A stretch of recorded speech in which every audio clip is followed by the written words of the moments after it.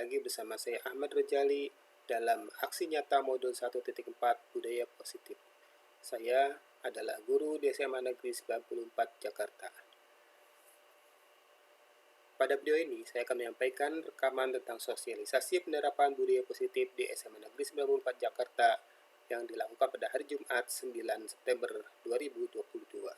Selamat menyaksikan.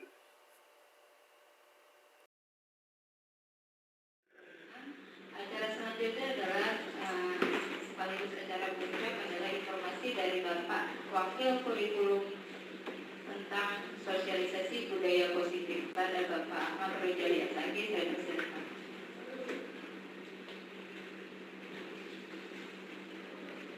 Terima kasih. Assalamualaikum warahmatullahi wabarakatuh. Yang terhormat Bapak Menko PDNSI, sebagai kepala sekolah, Bapak Ibu Wakil, Bapak Ibu tim pengembang, Bapak Ibu sekalian yang saya hormati. Dan pada saat ini saya mohon izin hanya berbagi saja, ya, bukan ceramah, bukan menggurui, hanya berbagi apa yang sudah kami dapatkan. Di antaranya adalah mengenai disiplin positif, disiplin positif dan nilai-nilai kebajikan universal, kemudian teori motivasi, hukuman dan penghargaan dan restitusi, kemudian keyakinan kelas, kebutuhan dasar manusia dan dunia berkualitas, kemudian 5 posisi kontrol dan segitiga restitusi. Bapak Ibu sekalian, nanti ada beberapa hal yang akan kita ikuti di sini, mudah-mudahan waktunya cukup, ya.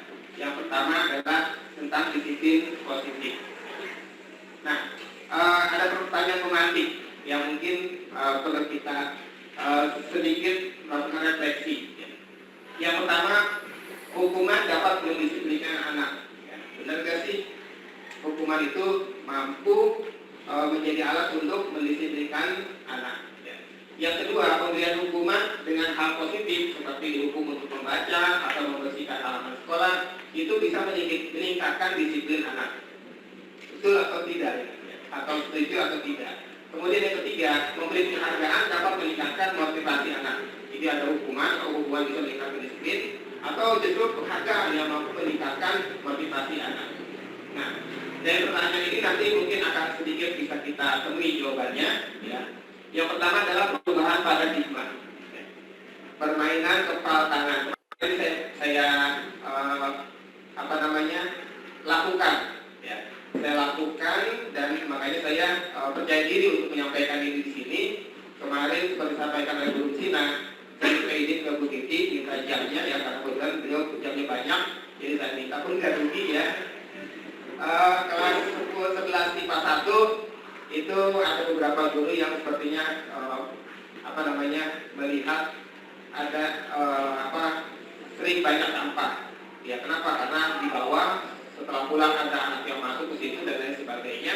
Kemudian di belakangnya itu banyak juga hiasan-hiasan yang seperti tidak terpakai gitu, tapi anak merasa nyaman saja seperti itu. Lalu saya lakukanlah ini, ya.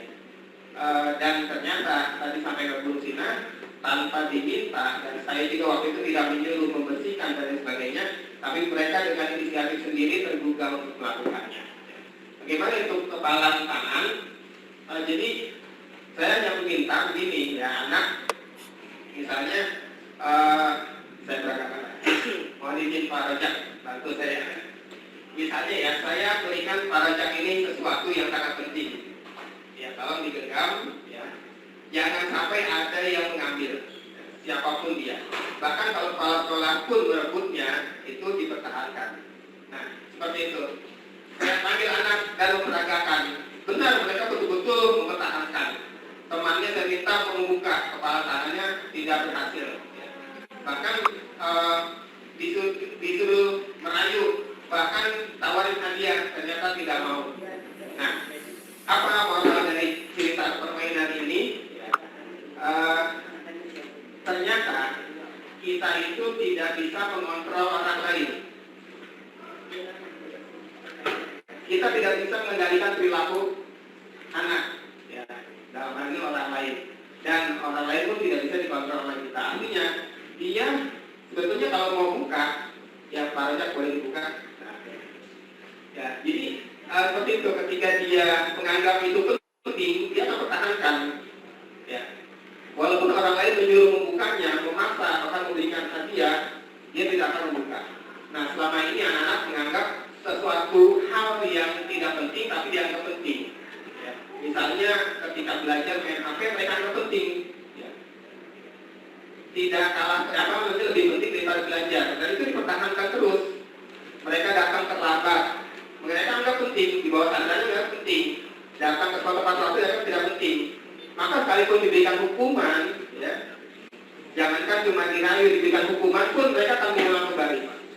Dan kalaupun mereka patuh, itu hanya terpaksa dan suatu saat akan kembali mengulangnya lagi. Nah, ini perubahan paradigma ya, yang sudah saya lakukan dan ternyata memang terbukti ketika saya lakukan itu. Saya katakan bahwa guru tidak bisa menyuruh ya, tiap hari mungkin guru mengajar untuk memungut sampah, membersihkan kelas, tapi kalian ternyata yang tidak mendengarkan, dengar sini tapi tidak melaksanakan, dan selalu ada sampah di kolong meja. Nah, ketika saya lakukan ini, ternyata mereka ya tanpa disuruh lagi, mereka tahu bahwa itu penting dilakukan, dan sekarang mereka bisa melakukan itu dengan penuh kesadaran sendiri. Nah, Bapak Ibu sekalian, nah paradigma yang harus kita ubah adalah tentang teori kontrol. Ya. Ada ilusi ya, bahwa guru itu mampu mengontrol murid. Nah, ternyata tidak. Ya, buktinya memang kita tidak bisa anak kita paksa harus seragam, harus misalnya pakai kacu, pakai baju dimasukkan, kaos kaki harus hitam. Ya mungkin mereka melakukan, tapi terpaksa sebetulnya. Ya. Motivasinya itu adalah motivasi dari luar, bukan motivasi melakukan itu dari dalam dirinya sendiri. Nah, selama ini kita menganggap guru dapat mengontrol murid. Yang kedua, kritik dapat membuat orang merasa bersalah dan dapat menguatkan karakter. Ternyata itu juga tidak. Ya. Yang ketiga, ilusi bahwa semua perbuatan positif, efektif dan bermanfaat. Tidak selalu. Ya, sesuatu yang kita anggap positif itu bisa menguatkan efektif, ya, positif dan efektif, dan itu bermanfaat. Dan yang ketiga, yang keempat, ilusi bahwa orang dewasa memiliki hak untuk memaksa. Ya. Makanya bahkan orang tuanya sendiri pun kadang tidak sanggup mengendalikan atau mengontrol perilaku anaknya. Kenapa? Karena memang orang tidak mampu mengontrol orang lain. Yang bisa mengubah perilakunya adalah diri sendiri. Ya. Sekalipun anak itu menuruti perintah orang tuanya, itu karena dia mengikhlaskan dirinya untuk dikontrol, merelakan dirinya untuk diatur. Tapi sesungguhnya ketika orang tuanya tidak ada, dia akan kembali lagi melakukan hal yang selama ini adalah negatif, tetapi dianggap penting oleh mereka sehingga mereka terus berlaku. Nah, siapa sesungguhnya yang memiliki kontrol? Ada dua, stimulus respon dan teori kontrol. Yang pertama, yang stimulus kontrol adalah kita mencoba ya, bahwa kita berusaha memahami pandangan orang lain tentang dunia. Ya, kita harus paham ya bahwa mereka mungkin pandangannya berbeda. Itu makanya di Profil Pancasila itu menggunakan global. Kemudian dari stimulus respon itu perilaku buruk dilihat sebagai suatu kesalahan. Tetapi kalau dalam teori kontrol, semua perilaku memiliki tujuan. Ketika anak membolos, itu kan kita anggap sebagai perilaku yang buruk dan kita anggap itu ada kesalahan. Tetapi sesungguhnya perilaku dia punya tujuan. Kenapa dia bolos? Sehingga dia mau melakukannya. Nah, ini nanti yang akan kita atasi dari masalah tujuannya. Yang ketiga, orang lain bisa mengontrol saya, dan ternyata hanya Anda yang bisa mengontrol diri sendiri. Termasuk yang keempat adalah saya bisa mengontrol orang lain, yang benar adalah Anda tidak bisa mengontrol orang lain. Pemaksaan ada pada saat rujukan gagal. Kan kita sering gitu, ketika kita ajak baik-baik, dia tidak nurut, kalau ini dipaksa. Saya dulu sering begitu Bapak Ibu. Ya. Anak saya suruh ini, saya suruh itu, dipaksa. Bahkan pernah saya menghukum anak-anak lari di lapangan karena saya anggap dinasihati baik-baik tidak menurut. Maka pemaksaan saya anggap sebagai sesuatu yang harus dilakukan kalau rujukan gagal. Tapi ternyata ada cara lain, yaitu kolaborasi dan konsensus, sehingga akan menciptakan pilihan-pilihan baru. tidak perlu paksaan ternyata. Jadi tidak perlu paksaan ternyata. Kemudian model berpikir menang kalah. Guru harus menang, murid harus kalah, harus ikut aturan dan sebagainya. Tapi ada cara lain, yaitu win-win solution. Yaitu model berpikir menang, bukan menang kalah. Bapak Ibu sekalian, terkait dengan teori kontrol dari William Glasser, yang pertama, Anda tidak bisa mengontrol orang lain, hanya Anda yang bisa mengontrol diri Anda. Jadi yang seperti tadi contoh permainan genggam telapak tangan. Kemudian semua perilaku memiliki tujuan. Apapun itu, seorang anak, mengapa dia melakukan itu pasti ada tujuannya. Tidak mungkin tidak punya tujuan, dan kadang-kadang kita menganggap itu perbuatan buruk dan itu adalah salah. Padahal dia melakukan itu punya tujuan, hanya saja mereka belum tahu mana yang penting, mana yang kurang penting. Lalu model berpikir memang menang kalah dan menang itu kolaborasi dan seterusnya. Dan yang keempat adalah realitas, ya, kebutuhan kita berbeda. Jadi kita itu dengan siswa dan siswa dengan siswa itu berbeda. Nah, apa yang terjadi? Nah, ini mana disiplin kadang kita menganggap kalau disiplin itu terkait dengan kepatuhan. Padahal ternyata arti kata disiplin itu bukan kepatuhan, ya. Tapi arti kata disiplin adalah belajar. Ya, nanti akan lebih jelas lagi. Kemudian motivasi, teori motivasi. Ini terkait dengan model berpikir menang-menang, win-win solution. Apa itu? Yang pertama ada 5 posisi kontrol. Kita, saya sebagai guru itu kadang menempati posisi pertama sebagai penghukum. Ada juga kita mungkin pernah lakukan sebagai orang yang membuat rasa bersalah, atau posisi kita memposisikan sebagai teman kepada siswa untuk mengatasi sebuah perilaku yang tidak baik, atau kita memposisikan diri sebagai pemantau, dan yang kelima ini memposisikan sebagai manajer. Manajer itu bukan tidak mungkin kepala sekolah, seorang guru juga dalam posisi kontrol gitu sebagai seorang manajer. Nah, ini akan terkait dengan teori motivasi. Kalau kita memposisikan sebagai penghukum, itu anak taatnya patuh, tetapi patuh tertib itu karena takut hukuman. Kemudian kalau kita memposisikan sebagai teman, itu anak biasanya melakukan sesuatu karena mendapatkan imbalan, apakah itu pujian atau merasa dianggap teman oleh kita, ya, atau dianggap kita itu menjadi BSP-nya dan seterusnya. Dan yang ketiga, yang kelima itu, kalau posisi sebagai manajer, maka anak ketika dia patuh pada aturan itu adalah dalam rangka dia menghargai dirinya sendiri. Ini nanti dilakukan dengan segitiga restitusi. Apa itu segitiga restitusi? Nanti akan kita bahas, ya.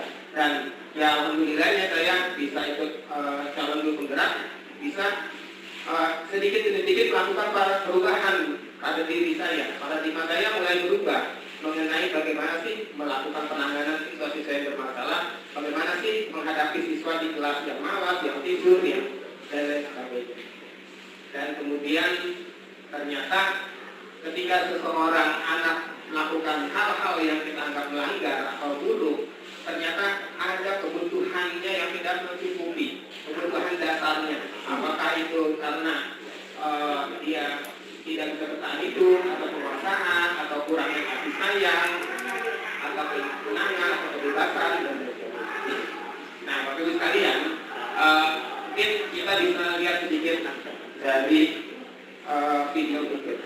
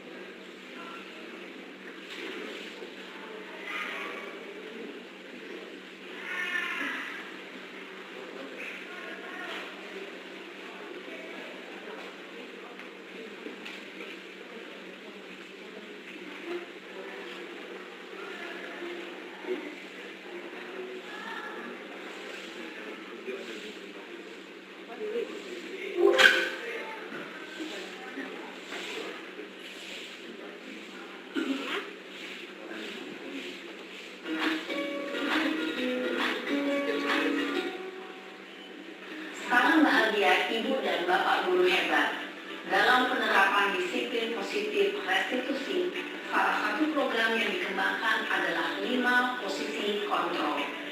5 posisi kontrol dalam restitusi adalah proses perjalanan seorang pendidik agar dapat mengenali dirinya. Pada video kali ini, kita akan membahas tentang 5 posisi kontrol yang dikembangkan oleh Diane Lawson dan contoh penerapannya.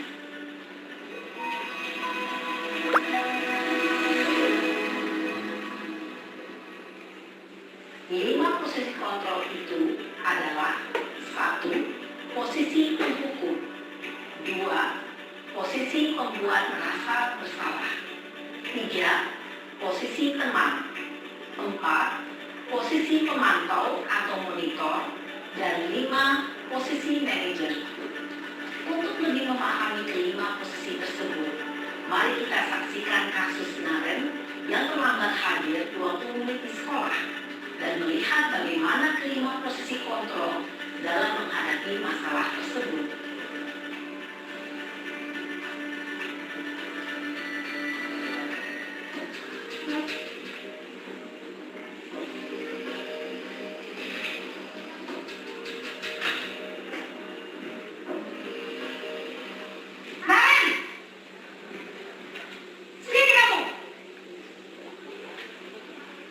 Selamat pagi, Bu.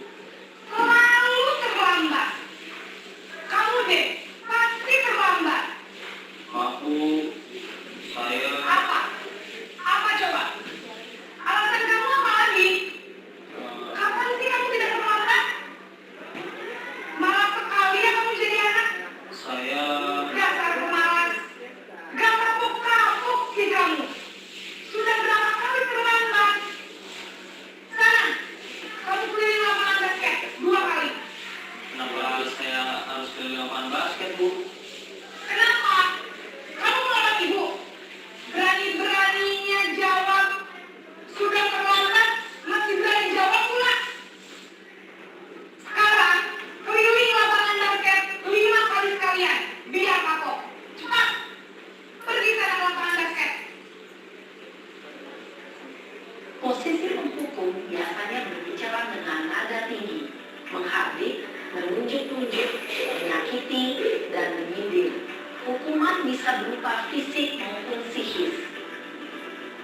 Ibu dan bapak guru hebat. Dampak yang terjadi pada murid ketika guru berada pada posisi penghukum adalah murid cenderung akan memberontak, bahkan menyimpan dendam.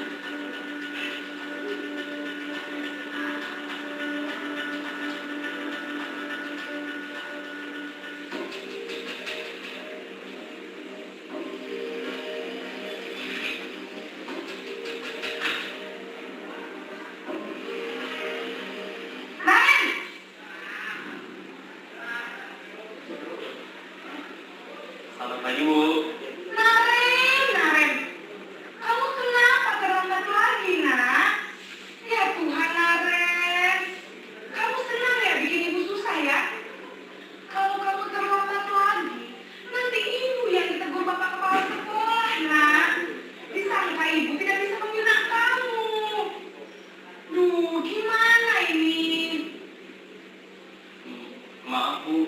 Duh, Gusti Naren, kamu suka ya kalau ibu ditegur bapak kepala sekolah? Terus, sekarang ibu harus tulis apa yang di buku absen? Ini kamu sudah sering terlambat loh. Ibu harus apa coba? Maaf, Bu. Maaf sekali.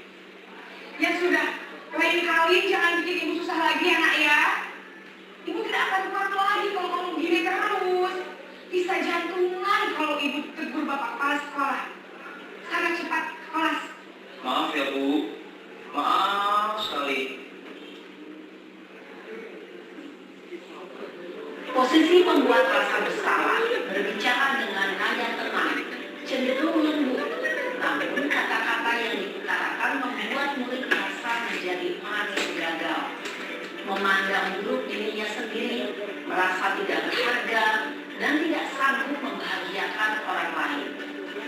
Ketika guru mengambil posisi pembuat rasa bersalah, murid akan menganggap dirinya yang bersalah dan ia akan menyimpan emosi negatif tersebut di dalam dirinya.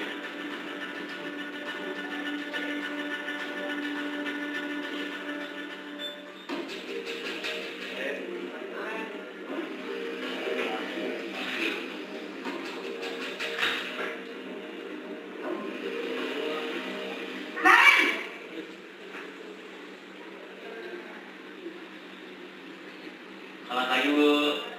Wah, sudah jam berapa ini, nak? Terlambat lagi ya saya. Iya, Bu. Habis ibu saya belum membangunkan saya, Bu. Kamu malah menyalahkan ibu kamu. Kamu bukan anak yang larinya paling kencang. Kok terlambat sih? Iya, Bu. Saya memang selamat bangun tadi. Jadi, biarpun saya lari kencang, tetap gak kekejar, Bu. Ya sudah sana.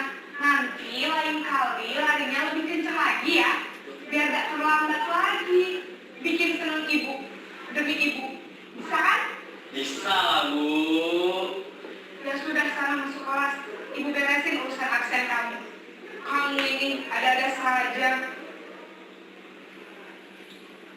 Dalam posisi teman, guru berbicara dengan nada suara ramah, akrab, cenderung bersendar gurau untuk menjaga suasana tetap santai.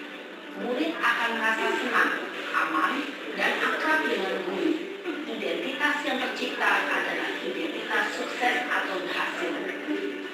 Namun, perlu diingat, karena ini masih dorongan eksternal, maka ada faktor ketergantungan dari murid kepada orang tertentu. Di sini belum absennya, sehingga di lain waktu murid bisa berperilaku baik, namun hanya kepada orang-orang tertentu saja.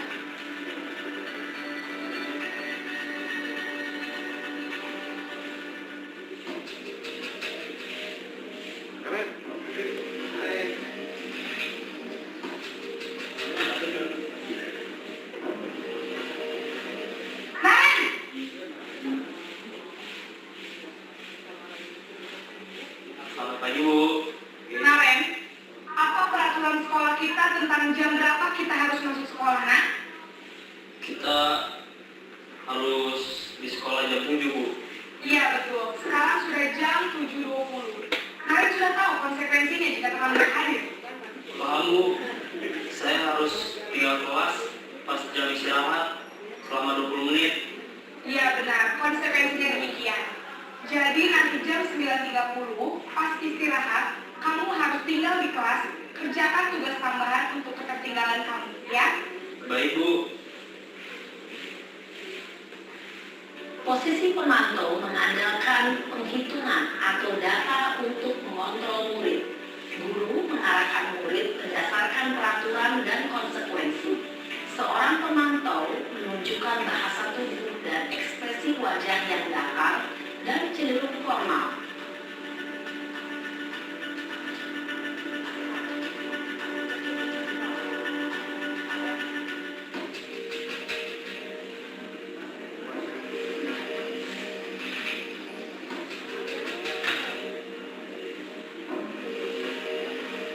Naren!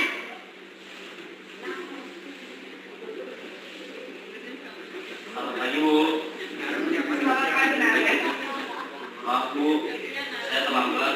Iya, sekolah masuknya jam 7, sekarang sudah jam 7.20. Jadi sekarang bagaimana ini, Naren? Maaf, Bu. Saya lupa setel alarm saya semalam. Baiklah, menurut kamu, keyakinan sekolah yang mana yang perlu kamu tingkatkan? Menghargai diri sendiri dan orang lain mungkin ya, Bu. Setuju. Jadi, apakah Naren meyakini prinsip saling menghormati tersebut? Iya, Bu. Saya meyakininya. Apakah Naren bersedia memperbaiki masalah keterlambatan ini? Bersedia, Bu. Bagaimana kamu akan perbaiki masalah keterlambatan ini? Saya akan coba untuk tidak lupa menyetel alarm saya, Bu. Baik, kalau Naren lupa menyetel alarm di rumah, ada orang yang kira-kira bisa bantu mengingatkan tidak? Ada, Bu. Kakak saya, Kak Emma. Ada lagi selain Kak Emma? Selain Kak Emma, ada ibu saya. Baik, jadi yang mengingatkan Naren adalah Kak Emma dan ibu kamu ya? Kira-kira akan mulai start alarm kapan nih, Naren? Setelah pulang sekolah, akan segera saya lakukan. Baik, jadi Naren akan setel alarm untuk bangun besok pagi dan akan diingatkan oleh kakak dan ibunda Naren ya. Ada lagi yang mungkin perlu dilakukan, Naren, agar tidak terlambat bangun lagi. Tidak ada, Bu. Baik, Naren, terima kasih untuk kerjasama kamu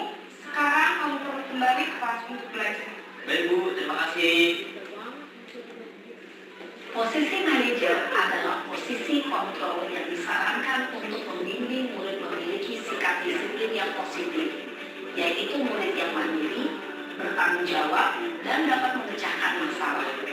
Tujuan dari posisi ini adalah agar murid dapat berefleksi atas tindakannya. Guru akan dengan tulus memberikan pertanyaan-pertanyaan bermakna, sehingga membuat murid dapat belajar dari kesalahannya dan mencari sebuah solusi untuk menyelesaikannya.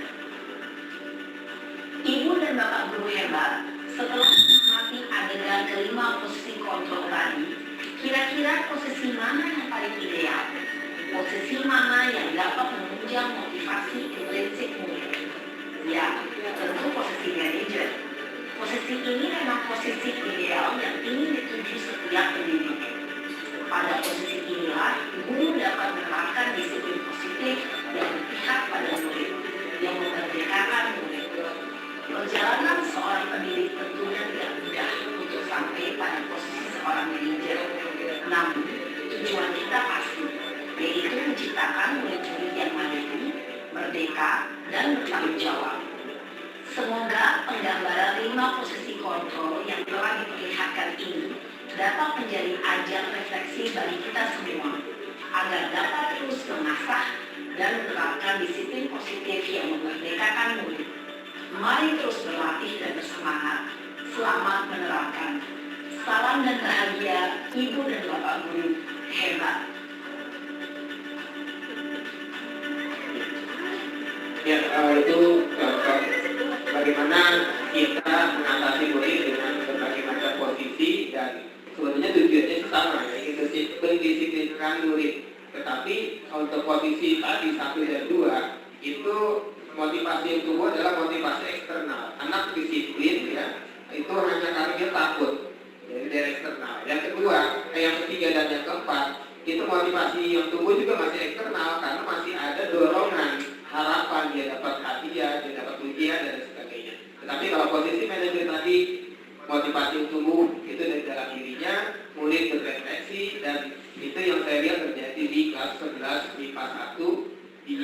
Mereka dengan kesadaran sendiri ingin membersihkan kelasnya, dan itu betul-betul tumbuh dari kesadaran. Ya, waktu itu saya tidak menyuruh untuk membersihkan, tidak menyuruh untuk tidak pakai dan sebagainya, tapi tahu-tahu ternyata mereka langsung sigap membereskan kelasnya supaya menjadi nyaman. Bapak Ibu sekalian, nah, apa sih sebetulnya disiplin itu? Disiplin dari bahasa Latin, ya tulisannya sih disiplinan atau bacanya apa? Yang artinya belajar. Nah, selama ini kita menganggap disiplin itu artinya taat, patuh pada aturan, tapi ternyata disiplin itu artinya belajar. Dan mana asal dari kata ini berkonotasi pada disiplin diri pada murid-murid Sokrates dan Plato. Nah, kemudian disiplin juga membuat orang menggali potensinya menuju sebuah tujuan apa yang dia hargai. Jadi bukan karena kepatuhan, tapi karena dia belajar bagaimana dia menjadi orang yang dia sendiri menghargai dirinya. Dan di realitasnya dalam budaya kita, mana disiplin itu telah berubah menjadi sesuatu yang dilakukan pada seorang pada orang lain untuk mendapatkan kepatuhan. Kecenderungan umum adalah menghubungkan kata disiplin dengan kenyamanan, bukan dengan apa yang kita hargai atau pencapaian satu tujuan kita. Nah, ini yang dimaksud dengan perubahan paradigma dari paradigma lama ya ke paradigma baru. Itulah sebabnya kurikulum merdeka ini pengimplementasinya bukan sekedar mengganti nama mata pelajaran, merubah jam mata pelajaran dan lain sebagainya, tapi paradigma baru inilah yang harus sama-sama kita wujudkan dengan menggeser pola-pola lama, cara-cara lama menuju pada pembelajaran yang memerdekakan murid. Nah, tapi itu sekalian, ada nilai-nilai kebajikan ini besar. Nah, kemarin sih seharusnya ketika saya menyampaikan cara diskusi ini ke siswa kelas 1 itu mengangkat nilai-nilai kebajikan secara dari mereka, tapi karena waktu itu saya karena kebetulan juga diantaranya saya harus menyiapkan video untuk kegiatan saya dari guru bergerak. Saya memaparkan nilai kebajikan yang saya angkat dari dasar dan pramuka, karena kebetulan waktu hari Rabu sama-sama memakai seragam pramuka, saya tanya apa sih dasar dan pramuka. Nah, lalu kita gali itu nilai kebajikan apa yang ada pada dasar dan pramuka. Nah, setelah mereka memahami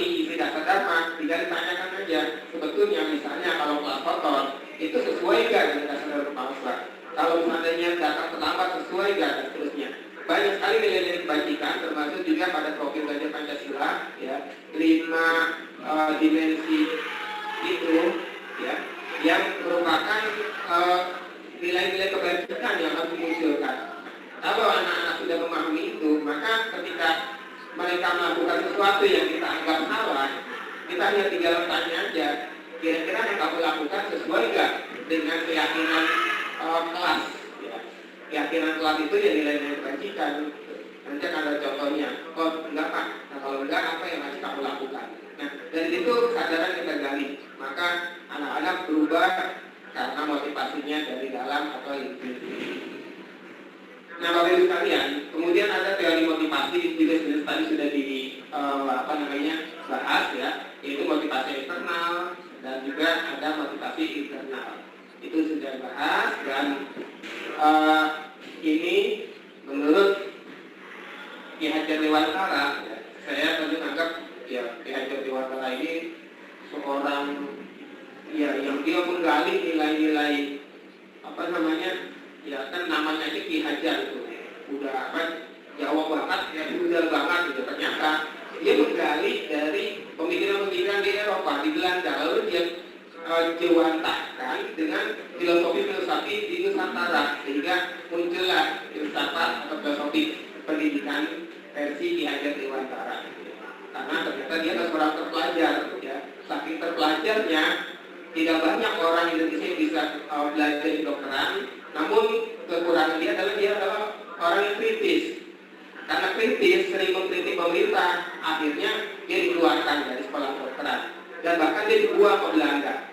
Ya, dibuang ke Belanda, malah dimanfaatkan oleh dia untuk belajar, menggali konsep-konsep pemikiran di sana, dan pulang dia menjadi seorang yang mampu mengubah Indonesia dalam dunia pendidikan. Menurut Ki Hajar Dewantara, merdeka itu artinya tidak hanya terlepas dari perintah, tapi juga cakap buat memerintah diri sendiri.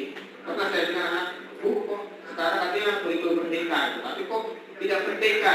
Banyak tugas-tugas tadi disampaikan Bapak Kepala Sekolah, harus mengerjakan ini, harus mengerjakan itu, berarti nggak merdeka dong Bu. Nah, tadi kita kembali kepada pemikiran yang Dewantara, bahwa merdeka itu bukan hanya bebas dari perintah, tetapi harus juga cakap ya buat memerintah diri sendiri. Anak itu harus bisa memerintahkan dirinya untuk belajar. Anak itu harus bisa memerintahkan dirinya untuk tidak melakukan hal-hal yang tidak baik. Nah, ini maksud dari kurikulum merdeka. Nah, kemudian restitusi. Apa sih restitusi itu? Restitusi adalah proses menciptakan kondisi bagi murid untuk memperbaiki kesalahan mereka, sehingga mereka bisa kembali pada kelompok mereka dengan karakter yang lebih kuat. Restitusi juga merupakan proses kolaboratif yang mengajarkan murid untuk mencari solusi untuk masalah mereka dan membantu murid berpikir tentang orang seperti apa yang mereka inginkan dan bagaimana mereka harus melakukannya. Jadi ketika mereka melakukan kesalahan, dia tinggal diri saja, ya. Apa harapan dirinya, kamu nanti pengen jadi apa? Nah, bagaimana cara melakukannya? Bagaimana rasanya kalau kamu bisa melakukan itu? Nah, dengan demikian akan tumbuh kesadaran dan motivasi intrinsik. Nah, bagaimana ciri-cirinya? Yang pertama, bukan menebus kesalahan, namun untuk belajar dari kesalahan. Jadi ketika anak salah, lalu dia ingin berubah, itu bukan untuk menebus kesalahan, tetapi dia memang ada niat untuk memperbaiki atau belajar dari kesalahan. Yang kedua, memperoleh dukungan, dan yang ketiga tawaran, bukan paksaan. Kita memberikan tawaran, dan bukan menguasai harus begini, harus begitu, tapi ada tawaran. Jadi dia memilih tawaran itu. Kalau namanya tawaran, kita kasih tawaran, dia akan tetap memilih kan, daripada kita beri hukuman atau paksaan, kamu harus begini. Tapi kalau kita kasih tawaran, kamu mau begini atau mau begini. Nah, kalau dua-duanya itu pilihan yang baik, maka dia pasti memilih yang baik juga. Gitu. Yang keempat, restitusi menuntun untuk melihat ke dalam diri, ya, introspeksi atau refleksi. Kemudian restitusi menjadi kebutuhan dasar yang mendasari tindakan. Setiap perbuatan ada alasannya, ada tujuannya. Nah, itu kita gali. Kemudian restitusi adalah cara yang paling baik dan fokus pada karakter bukan tindakan. Jadi pada karakter yang kita fokuskan. Dan fokus pada solusi, ya, bukan pada kesalahannya. Ketika anak salah lalu kita ingin selesaikan masalahnya, jangan berfokus pada kesalahan, tapi fokus pada bagaimana kita mencari solusi. Dan yang ke-9, restitusi itu adalah mengembalikan murid yang berbuat salah pada kelompoknya, sehingga dia tidak lagi merasa ingin bersalah atau minder atau menjauhi dan lain sebagainya. Nah, mengapa tidak peraturan saja? Mengapa harus keyakinan kelas? Nah, ini Bapak Ibu sekalian, mungkin dari awal ketika kemarin kita mengikuti yang ada kegiatan sekolah penggerak, atau yang pada itu sekarang itu kalau melakukan pertama kali Zoom meeting ingin memberikan webinar, itu ada kesepakatan bersama. Nah, kesepakatan bersama ini dijadikan sebagai keyakinan, bukan aturan. Ini kita sebutnya sebagai keyakinan, bukan aturan. Kalau sebut aturan, anak merasa terbebani. Tapi kalau kita katakan ini adalah keyakinan kelas kita, maka anak akan merasa terdorong untuk melakukan. Nah, mengapa kita memiliki peraturan yang menggunakan helm bila mengendarai kendaraan roda 2? Kan gitu. Itu kan aturan, ya? Aturan. Karena itu aturan, maka orang menggunakan helm karena takut ditilang. Tapi kalau kita jadikan bahwa menggunakan helm itu kita harus yakini itu baik untuk keselamatan, maka orang menggunakan helm. Nah, jadi itu untuk hal-hal yang lain yang mendukung motivasi intrinsik dari dalam diri dan kembali pada nilai-nilai keyakinan untuk menggerakkan seorang dibandingkan mengikuti seraya peraturan. Nah, kan kemarin di sini kata pertibannya menandatangani fakta integritas. Anak tahunya itu adalah aturan yang harus dipatuhi, kalau tidak akan dapat hukuman. Sekarang kita tinggal balik aja bahwa ini adalah hal-hal yang kalau kita lakukan mendapatkan kebaikan-kebaikan, nilai-nilai yang mampu akan memberikan manfaat bagi kita. Nah, sehingga anak ketika melakukan atau menghindari kesalahan-kesalahan yang dianggap melanggar tata tertib, itu bukan karena dia takut dihukum, tetapi karena memang dia yakin ada nilai-nilai kebaikan dari yang dia lakukan.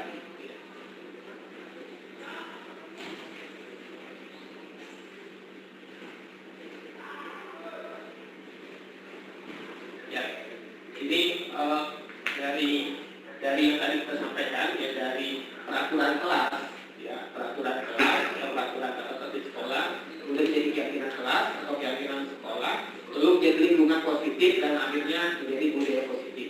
Nah, ini untuk menciptakan budaya positif di sekolah itu diawali dari kelas dulu. Di kelas dari aturan-aturan yang ada kita kembangkan menjadi sebuah keyakinan. Kita munculkan keyakinannya. Ya, mengapa harus datang tepat waktu? Kalau datang tepat waktu dihukum. Nah, itu yang harus kita ubah paradigmanya. Kalau datang tepat waktu, nanti di kelas enak, nyaman dan sebagainya, tidak gerak karena tidak terburu-buru dan seterusnya. Tapi keyakinan kelas sebisa mungkin muncul dari anak. Kita tinggal tanya, coba dari aturan nomor 1, apa keyakinan yang kamu anggap baik? Anak disuruh nulis. Nah, nanti kita sepakati itu mana yang kita jadikan sebagai keyakinan kelas dan itu disepakati.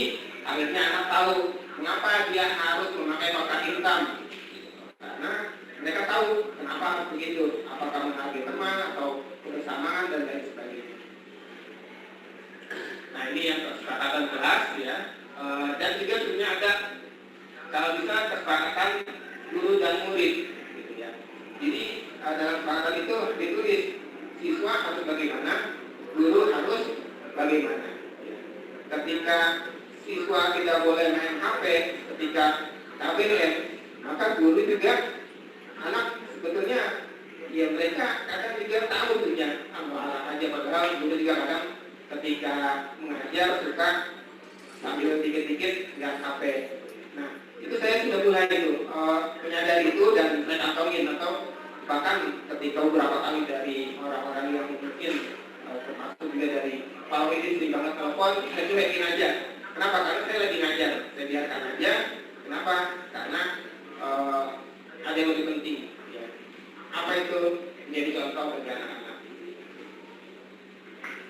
Nah, ini juga kegiatan cara menggunakan kamu bentuk keyakinan kelas, kita lewatkan saja. Dan seperti ini contohnya, ada peraturan, selalu kembalikan buku ke tempatnya. Apa keyakinannya? Tanggung jawab. Mengapa harus hadir 15 menit sebelum pembelajaran mulai? Itu menghormati orang lain, komitmen dan seterusnya. Nah, peraturan-peraturan yang ada ini kita munculkan keyakinannya, kita sepakati, ya. Dari peraturan nanti ketika mereka berbuat salah dengan cara terlambat, tinggal ditanya sesuai nggak dengan keyakinan kelas. Kalau Maka dia akan jawab, iya Pak, iya Bu, tidak sesuai. Nah, kalau gitu apa yang kamu lakukan?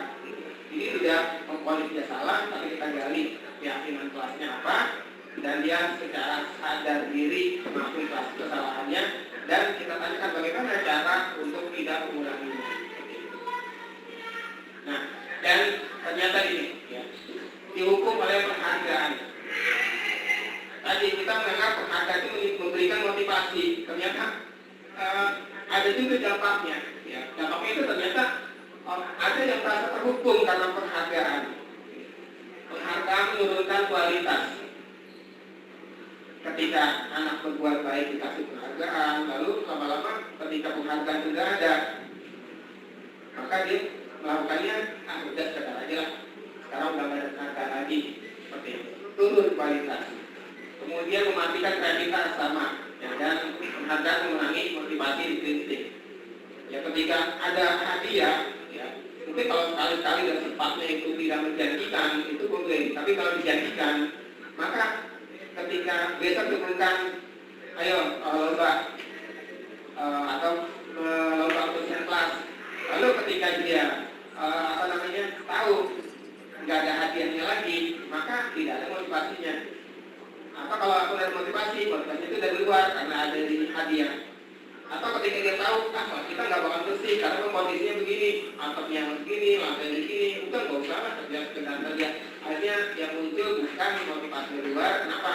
Karena penghargaannya itu yang membuat dia merasa terhukum.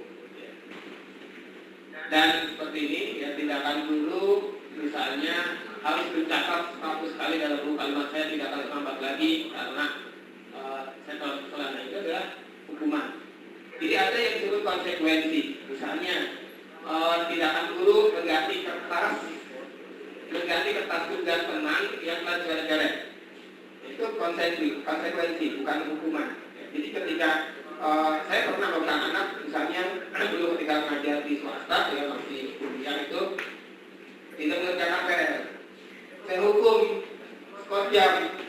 Ya sebetulnya apa hubungannya PR dengan skor jam, gitu kan? Nah itu hukuman namanya. Tetapi kalau misalnya tindakan kita itu sesuai dengan kesalahan dia, itu hukuman, dan itu masih bisa dilakukan karena itu masih dalam rangka memberikan motivasi dan kedisiplinan tadi. Seperti misalnya murid disuruh mengenakan sepatu seharian sekolah karena tidak melakukan harus melepas ini. Siswa disuruh melepas sepatu seharian di sekolah karena tidak mengenakan sepatu hitam. Itu hukuman. Ya. Tapi kalau yang konsekuensi misalnya lari menuju lapangan basket 2 kali karena terlambat 10 menit untuk pelajaran PJOK, itu konsekuensi. Kenapa? Masih ada kaitannya antara kesalahan dengan tindakan yang dilakukan oleh guru untuk siswa tersebut. Nah ini juga contoh-contoh hukuman, konsekuensi, dan restitusi.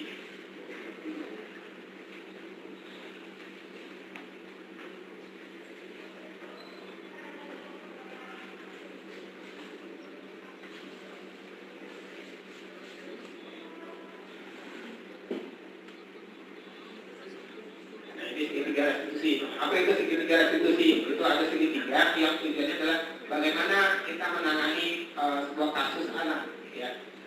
Langkah-langkah apa yang dilakukan ada 3 langkah. Nah, untuk lebih jelasnya kita saksikan tayangan berikut.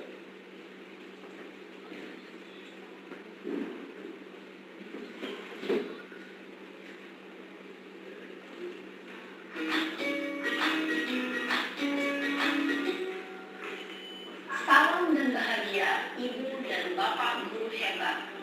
Pada video kali ini kita akan membahas tentang salah satu program disiplin positif yang diterapkan di lingkungan sekolah yang dikenal dengan nama restitusi.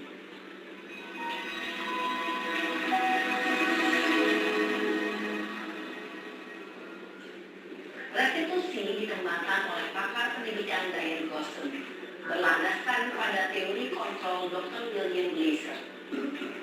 Segitiga restitusi adalah suatu proses dialog yang dijalankan oleh guru atau orang tua agar dapat menghasilkan murid yang mandiri dan bertanggung jawab. Pada saat guru di posisi manajer aspek yang dikembangkan pada murid adalah motivasi intrinsik, sehingga penanaman nilai-nilai kebajikan dapat tumbuh dan berkembang menjadi suatu kebiasaan positif yang akhirnya membentuk karakter murid. Proses dialog ini terdiri dari 3 langkah yang digambarkan pada ketiga sisi pada segitiga restitusi. Sisi pertama adalah menstabilkan identitas. Sisi yang kedua adalah validasi tindakan yang salah. Dan sisi yang ketiga adalah menanyakan keyakinan. Ibu dan Bapak Guru, berikut ini akan menunjukkan bagaimana seorang guru berada dalam posisi manajer menggunakan penerapan segitiga restitusi.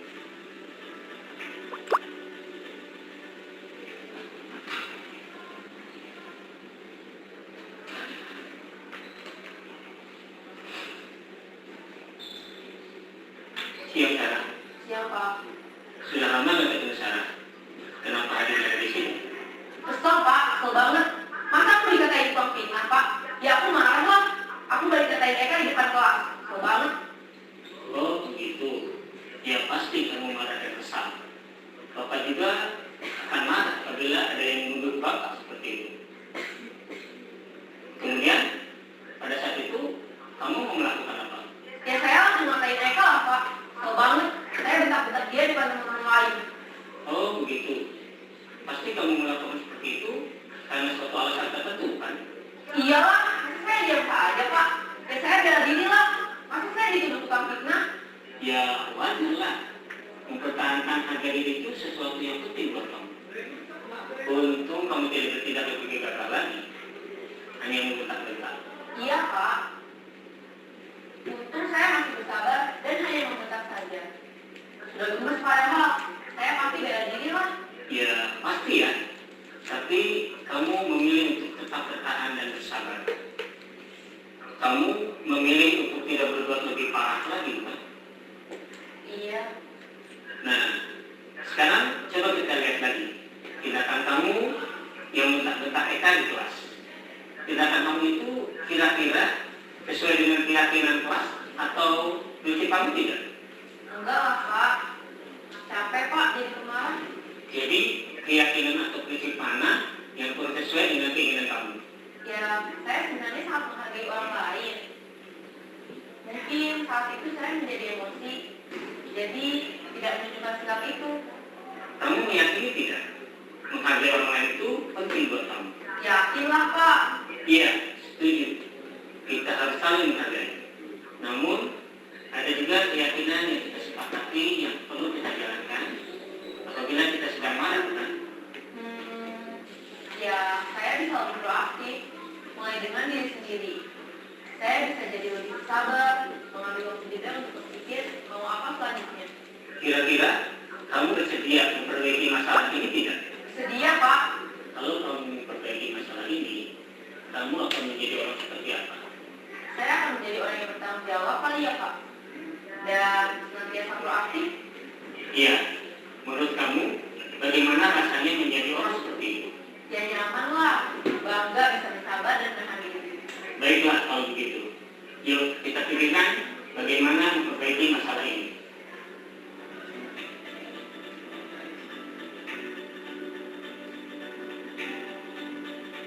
Ibu dan Bapak Guru hebat. Baru saja kita menyaksikan contoh bagaimana seorang guru berada dalam posisi manajer menggunakan penerapan segitiga restitusi. Mari kita bahas satu persatu. Pada sisi pertama, menstabilkan identitas berdasarkan pada prinsip bahwa membuat kesalahan adalah bagian dari proses pembelajaran. Sisi pertama dari segitiga ini berperan menggeser identitas murid dari identitas gagal ke identitas sukses. Murid yang sedang bertingkah laku yang tidak pantas atau menarik diri saat itu sedang mengalami identitas gagal. Bila kita mengkritiknya, maka posisinya tidak akan berubah. Kita bisa mengajukan pernyataan-pernyataan ini. 1. Membuat kesalahan sesuatu yang wajar. 2. Manusia tidak ada yang sempurna. 3. Kita bisa memperbaiki masalah ini. 4. Saya tidak menanyakan kesalahannya. Saya lebih fokus bagaimana memperbaiki masalah ini. 5. Apakah saat ini kamu tengah menjadi orang yang baik untuk dirimu sendiri?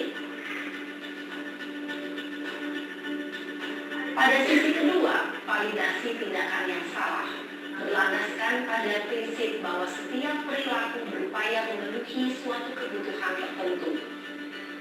Guru yang telah memahami teori kontrol akan bergeser dari pemikiran stimulus respon menjadi proaktif dan mencoba untuk mengenali tujuan dari perilaku murid, mengenali dan mengakui kebutuhan murid ini dapat memperbaiki hubungan dengan murid tersebut. Pernyataan atau pertanyaan bisa disampaikan dengan nada suara tidak menghakimi atau memojokkan, sehingga dapat mengembalikan murid pada posisi positif. 1. Kamu bisa saja bertindak lebih gegabah lagi dari ini. 2. Kamu bukan melakukannya tanpa suatu alasan tertentu. 3. Kamu melakukannya karena mempertahankan sesuatu yang penting bagimu. 4. Mungkin kamu bisa mempelajari suatu perilaku baru yang lebih efektif. Bersediakah kamu mempelajarinya? Selanjutnya, kita akan simak sisi terakhir, yaitu menanyakan keyakinan. Teori kontrol menyatakan bahwa pada dasarnya kita termotivasi secara intrinsik. Pada saat perilaku yang salah telah divalidasi dan identitas sukses telah stabil, maka murid telah siap mengaitkan keyakinan-keyakinannya dengan tindakan yang salah, dan pemikirannya telah bergeser ingin menjadi orang yang dituju. Pertanyaan-pertanyaan ini dapat memberikan keyakinan-keyakinan yang diambil murid. 1. Sebagai keluarga atau kelas, apa yang kita yakini? 2. Nilai-nilai apa yang telah kita sepakati? 3. Seperti apa gambaran sebuah kelas yang ideal bagi kami? 4. Kamu ingin menjadi orang seperti apa?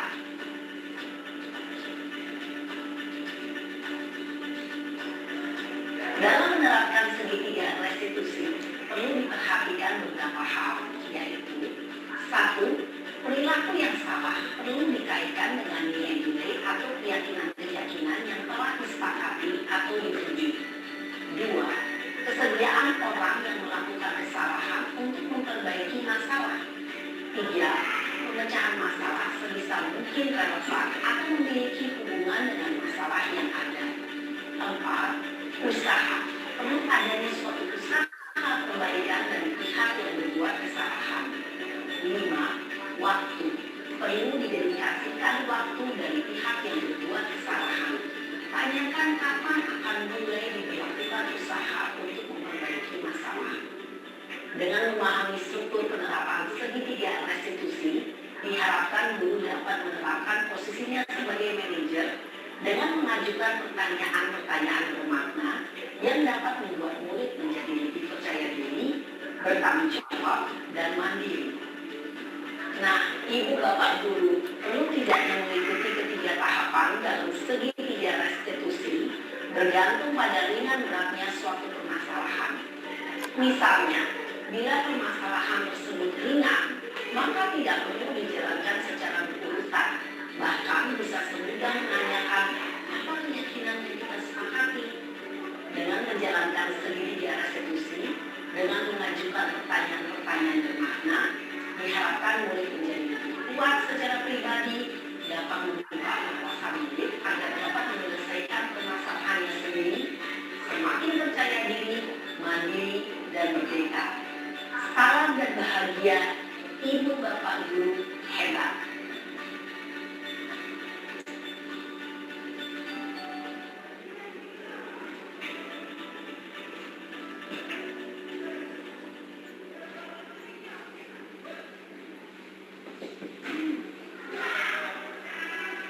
Sekalian, akhirnya kembali pada apakah kelas itu sudah ada keyakinan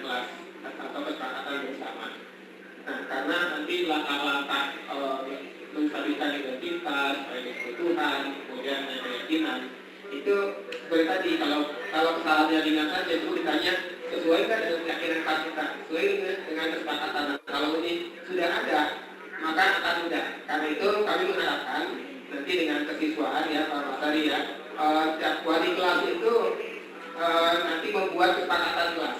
Dari kesepakatan kelas itu kemudian dibuat poster ya, ditulis dan diserahkan, ditempel ke kelas, kemudian diserahkan juga salinannya ke badan kesiswaan untuk menjadi bukti, sehingga nanti ketika seorang siswa melakukan sesuatu yang melanggar tata tertib, tinggal ditanya sebetulnya menurut kamu sesuai nggak dengan keyakinan kelas. Jadi akan tumbuh motivasi untuk meninggalkan perilaku yang buruk itu, karena dari dalam diri sendiri kan dia sadar itu adalah tidak sesuai dengan keyakinannya dan dia berniat untuk memperbaiki diri. Demikian saya hanya berbagi, bukan menggurui atau merasa lebih hebat, tetapi kebetulan saya mendapatkan kesempatan untuk ini, dan mungkin dari Bapak Ibu yang nanti ada kesempatan untuk mendaftar sebagai calon guru tetap juga ya, bisa mungkin untuk mengikuti, karena banyak sekali hal-hal baru yang bisa merubah paradigma kita yang tadinya hanya jadi guru yang mungkin dari posisi kontrol hanya menghukum atau bahkan cuma sebagai gesti atau teman, tapi nanti bisa menjadi seorang manajer yang tujuannya adalah mampu memotivasi anak itu dari diri mereka sendiri, muncul secara intrinsik, bukan karena takut hukuman atau karena ingin mendapatkan. Kurang lebihnya saya mohon maaf, sebetulnya ingin kami diskusikan, tapi karena waktunya juga sudah mepet, saya akhir saja. Nanti mungkin bisa nilai waktu kita ngobrol-ngobrol, saling berbagi, ya mungkin banyak hal yang disampaikan yang tidak sesuai, tapi nanti akan kita bisa Bapak Ibu kita berdiskusi. Kurang lebih mohon maaf. Assalamualaikum warahmatullahi wabarakatuh.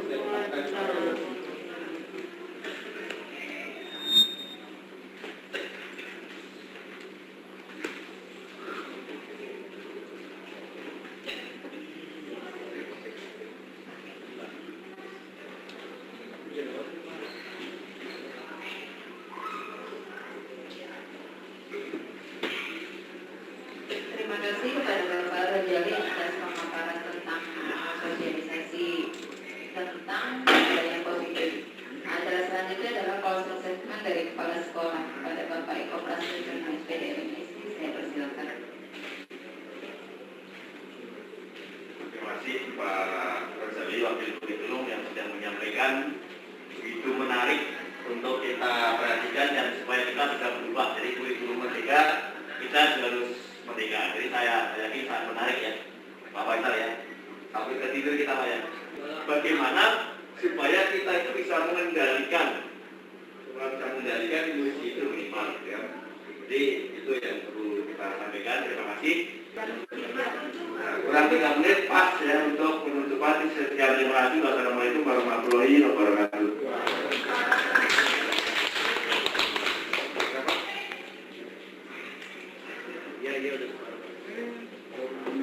Terima kasih Bapak Kepala Sekolah atas closing statement-nya.